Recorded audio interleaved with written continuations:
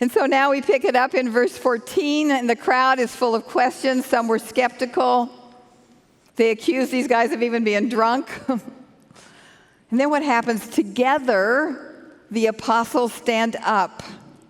Peter stands. He's going to be the spokesman, but it says the 11 stand up with him. And then Peter begins to speak, and he's so gracious. He says, we're fellow Jews. There's so many things we have in common.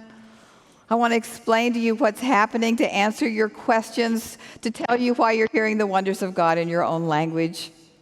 And what does Peter do? He answers their questions by quoting a source that they all read and embrace. It's called the Old Testament. Have you heard of it? Yeah. And so he says, our prophet Joel told us this day was coming. He explained God has poured out his Spirit, and this is a downpour. This is no drip, drip, drip.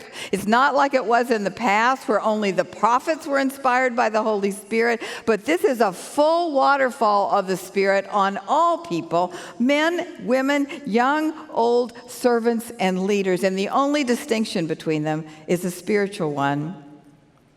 Why did some have the Spirit and others not? Because those that did were believers in Jesus Christ. They called him their Messiah. So Joel prophesied, Peter says, that there would be wonders, and you're experiencing them right now. He says, you heard that powerful sound like a roaring wind. It drew you all together. Look at what you're experiencing, and now you are hearing ordinary people like us speaking to you in foreign languages, and you understand. This is the beginning of the last days. More will be coming. Peter asks, how is this happening?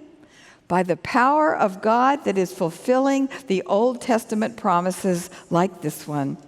The last days have begun, and the Lord will come to judge all peoples. And all, he says, who call on the name of the Lord will be saved. Peter knows his audience. He's drawn them in by focusing what they have in common. He speaks to them from their book, the Old Testament, and then what does he do? He gives them the gospel.